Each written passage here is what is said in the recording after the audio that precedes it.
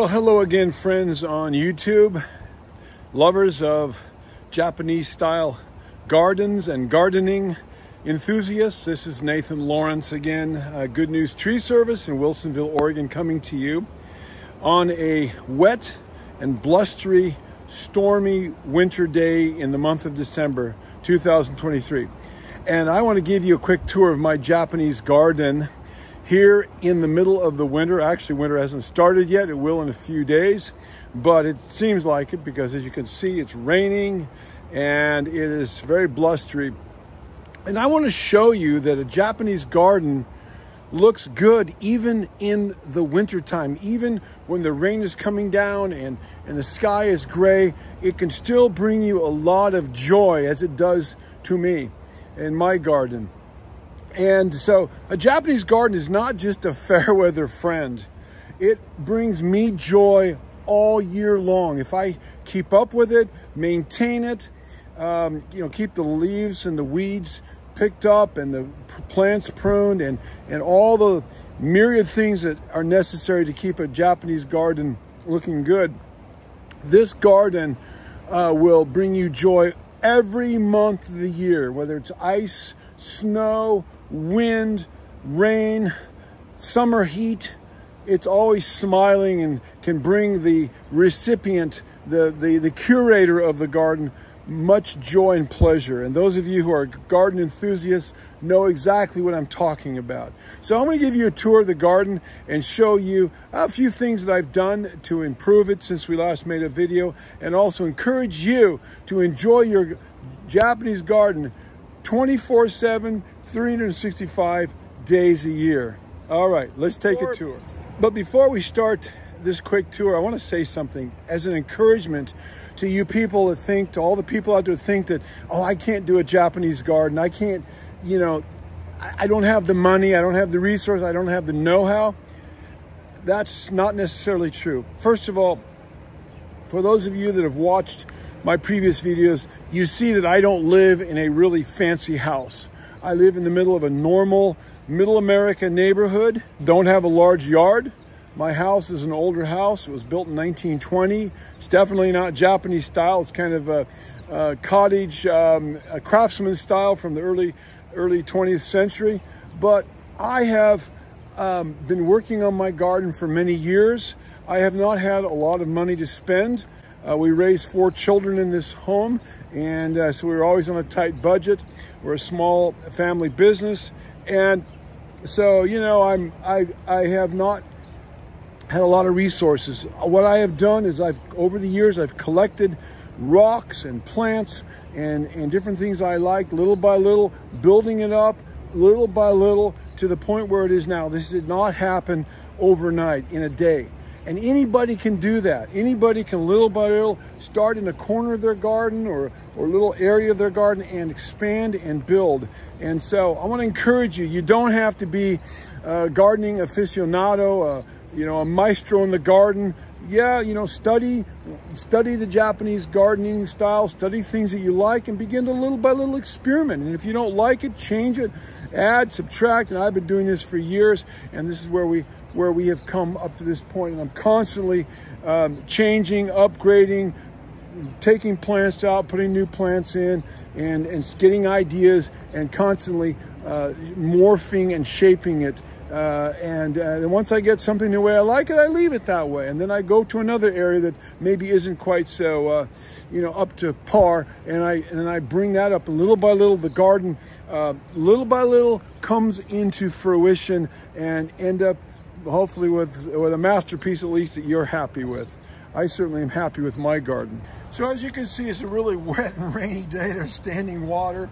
And as I walk through the front gate of my house here, through the Torii gate, one of the recent additions I've done is I've purchased this flagstone that came from the state of Montana, a real thick kind of slate, and I've replaced all the small stones that led up to my front walk up to my front door.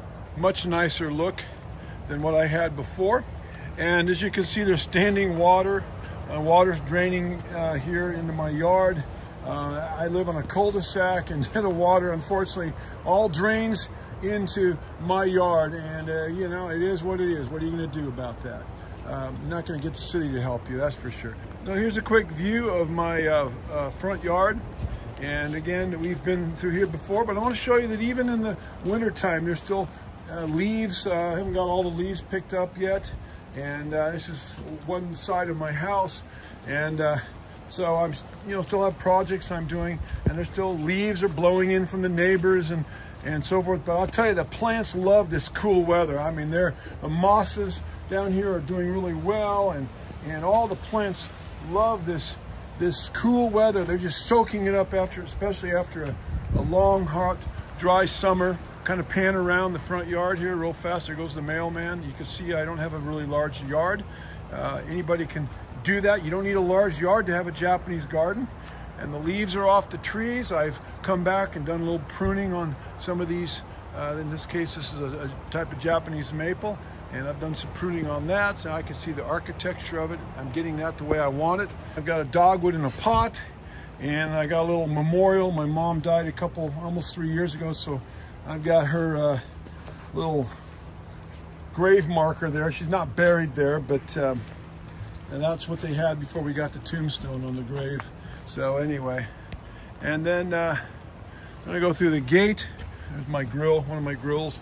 So since we last made a video, I've put pea gravel. I used to have square gravel in here. I got rid of the square gravel.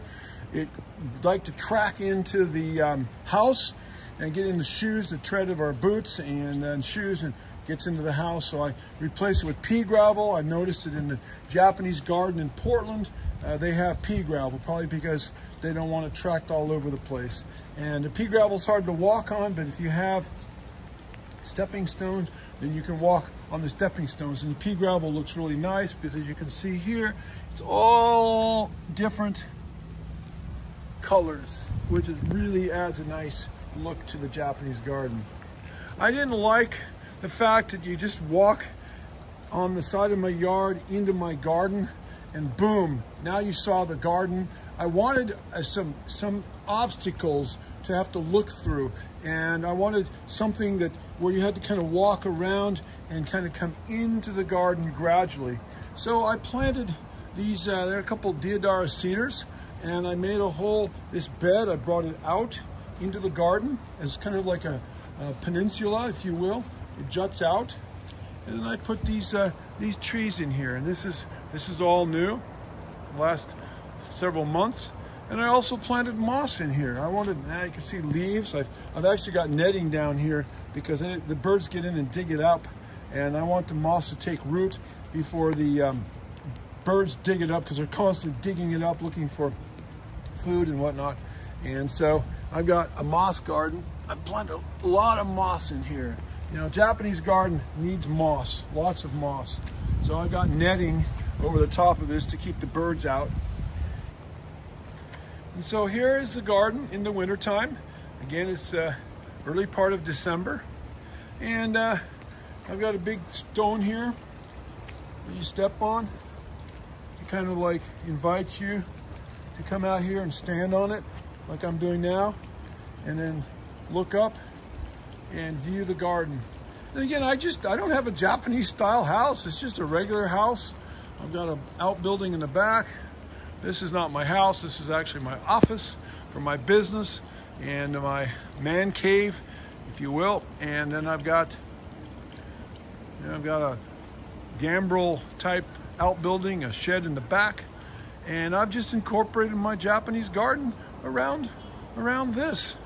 And here it is. So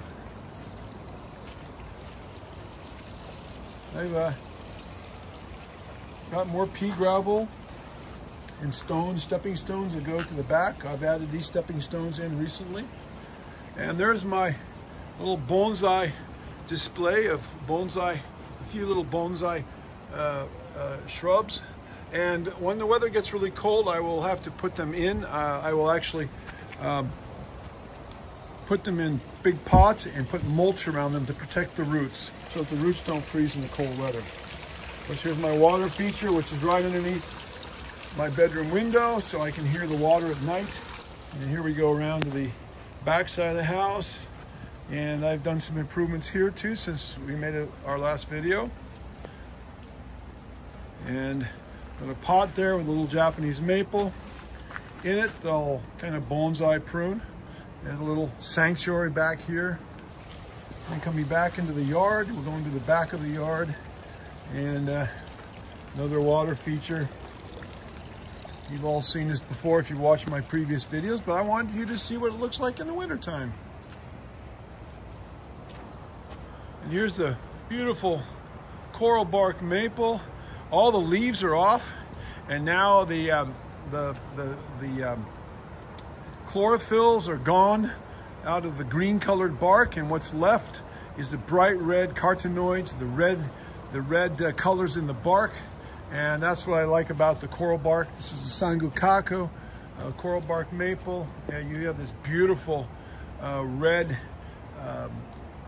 color, hence the name coral bark, that stands out very nicely against the green foliage of the other shrubs behind it, the arbor vitae, and against the gray, very gray sky. It's a nice kind of a splash of color. And then as I move to the very back of the yard here is the end of the garden, or toward the end of the garden. And this is a recent, I had some pots in here before. I got rid of the pots. I didn't like the look of that. I planted some variegated euonymus. And I just recently planted this lace leaf maple. Somebody gave that, a customer of mine gave it to me. Said, get it out of my yard. I don't want it anymore. And I said, I'll take it. So there it is. And it comes up and kind of graces this bird feeder. So now the squirrels have something to climb up on and get into the bird feeder. So anyway, there is, here's the back 40 of my Japanese garden. And there's the end of it. It kind of meanders back, and I have stuff stored back there, hidden away.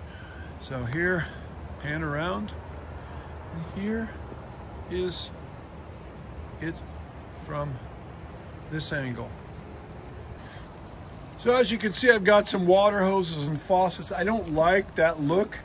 I've got to find some way to obscure that so you're not looking at an ugly old red hose. But we need hoses to keep, not this time of the year, but in the summertime, to keep everything irrigated. So I'm working on a plan how to obscure that hose. In the meantime, here's my bell, and we got to ring this just because we got to enjoy the beautiful sound of the bell. Yes, you need a bell in your garden and a big piece of bamboo to hold it up there. And I've been blessed recently. I've got some wind chimes. You know, nothing like hearing that, the wind blowing, and hearing these lovely chimes, which are made in America. They are Corinthian chimes, bells, made in Wind River. It's somewhere back in New England. And so I'm pretty excited about that. They're very, very lovely. When the wind blows, you can just hear them gently singing. And then here's a wood box I made. Now, why am I excited about this wood box? This is actually a wood box to hold firewood. But this is a very Japanese thing to do as well. And let me get up in here on my deck. These are old cedar deck boards. This deck, I replaced the wood of this deck this year. And these were the old cedar boards. If you look on the back side, they're still painted gray. And I had all these boards left over, and I did not want to throw them away because, well, they're very expensive cedar boards. So what I did is I flipped them over, turned them upside down. So you've got the ridges on the back. These used to be the underside, and I made a very sturdy wood box for my firewood. And so, and that's a kind of a Japanese thing to do, is to take old cast off materials and add that into the Japanese garden to give your garden a sense of age and maturity, a certain historical antiquity, patina, if you will. And certainly this wood box, it may not be very special to some people, but it is to me, because it has the look of age. And I like that in a Japanese garden. It just gives it a certain stability and maturity and wisdom, a look. And that's important from what I have studied. That's really important for the Japanese is history and the sense of connectedness to the past. And so that's why I'm kind of excited about this wood box. It actually kind of looks like a treasure chest that you might have found buried under the sand, except instead of being filled with treasure, it's filled with firewood, which on a cold day, there's nothing like a warm fire in your living room to warm things up. That is a treasure in its own right. So one more look at the Japanese garden from my back deck. And I hope you enjoyed this. Take care. Blessings to you all.